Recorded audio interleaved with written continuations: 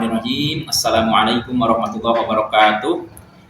Innal hamdalillah wa syukron ala ni'amillah nahmaduhu wa nasta'inuhu wa nastaghfiruh wa na'udzu billahi min sururi anfusina wa min sayyiati a'malina may yahdihillahu fala mudhillalah wa may yudhlil fala hadiyalah. Kaifa halukum sholih wa sholihah anak-anak SD Islam Nurul Amanah yang selalu Ustaz banggakan. Semoga dimanapun kalian berada, apapun aktivitas yang sedang kalian jalankan saat ini, kita senantiasa berada dalam ridhonya Allah Subhanahu wa Ta'ala. Amin ya Allah ya Rabbal Alamin. Nah, pada kesempatan kultum kali ini, Ustadz ingin membahas mengenai manfaat sholat untuk kehidupan kita. Sebagaimana yang kita ketahui, kita diperintahkan, kita diwajibkan untuk melaksanakan ibadah sholat 5 waktu dalam satu hari. Zuhur, asar, maghrib, isya, dan subuh. Ya, tidak boleh ada yang ditinggalkan satu pun. Cuman seringkali banyak di antara kita ada pertanyaan, kenapa sih kita tuh harus sholat? Kenapa sih kita harus sholat 5 waktu dalam satu hari?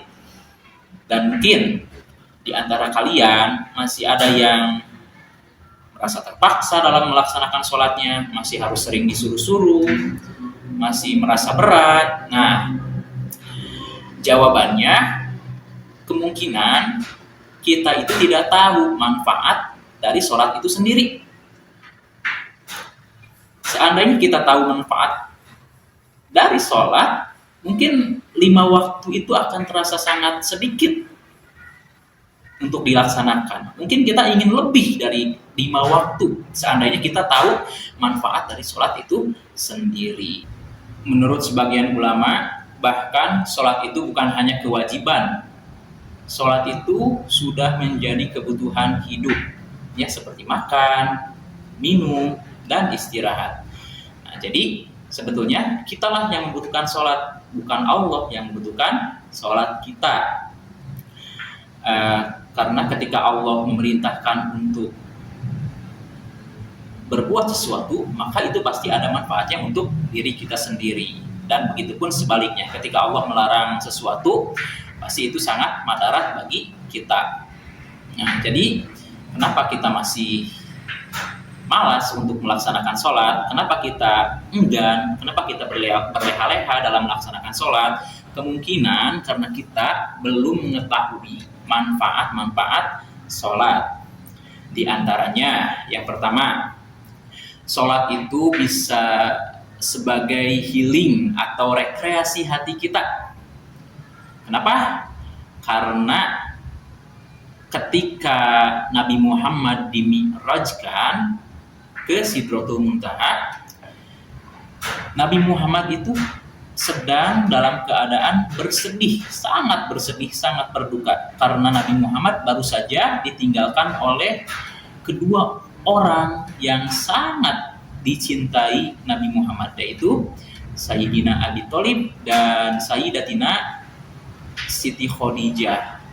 Karena itu Nabi Muhammad dimi'rajkan oleh Allah ke Sidratul Muntaha. Nah, yang kedua, sholat itu bisa sebagai charger hati kita, sebagai pengisi daya, ya, sebagaimana handphone yang harus selalu kita charger. Jiwa kita pun, hati kita pun harus selalu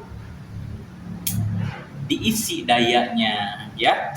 Bayangkan kita seharian melaksanakan kegiatan, banyak aktivitas yang pastinya membuat jiwa kita atau tubuh kita capek, drop. Nah, salah satu charger terbaik adalah dengan melaksanakan sholat. Ya, mungkin ini dirasakan juga oleh kalian, termasuk oleh Ustadz. Ketika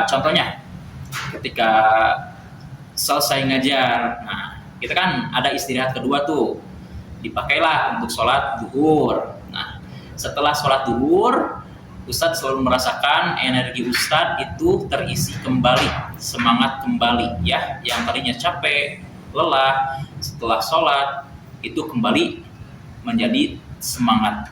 Manfaat sholat yang selanjutnya adalah sholat mengajarkan kita, atau sholat mengajak kita untuk dapat mengatur waktu. Jadi kitalah yang mengendalikan waktu, bukan waktu yang mengendalikan kita. Ya, seperti contohnya tadi kata Ustadz, ketika waktunya duhur, yuk istirahat dulu. Karena kerja atau melakukan aktivitas itu kita harus tahu batas itu. Tidak boleh berlebihan juga. Ataupun ketika waktu subuh, kita harus tahu batasan kapan kita harus berhenti tidur, kita harus bangun. Kan itu mengajarkan kita tidak berlebihan dalam tidur. Manfaat sholat yang selanjutnya adalah sholat itu mencegah perbuatan keji dan mungkar. Ya, perbuatan jahat akan tercegah jika kita melaksanakan sholat dengan khusyuk, dengan baik. Ya, itu keempat manfaat dari sholat. Jadi tidak ada alasan lagi untuk kita meninggalkan sholat, tidak ada alasan untuk berleha-leha dalam sholat, karena toh banyak sekali manfaat yang kita dapatkan ketika kita sholat. Kitalah yang membutuhkan sholat. Jadi ayo mulai paksakan diri kita untuk sholat. Dan tentu Ustadz selalu berharap anak-anak SD Islam Nurul Amanah menjadi pribadi yang ahli sholat, yang selalu menjalankan kewajibannya, menjadi pribadi yang berkarakter, berakhlakul karimah seperti Rasulullah SAW. Dan ada satu doa yang ada dalam Al-Quran agar kita, keluarga kita, kerabat kita, teman-teman kita menjadi ahli sholat. Doanya adalah Rabbi ij'alni muqimas sholati wa min dzurriyyati Rabbana wa taqabbal du'ai. Ada di surat Ibrahim ayat 40. Itu saja mungkin kultum yang bisa Ustaz sampaikan. Mohon maaf bila banyak kata yang terucap dari lisan Ustaz, karena kebenaran itu dari Allah, salah itu dari lisan Ustaz.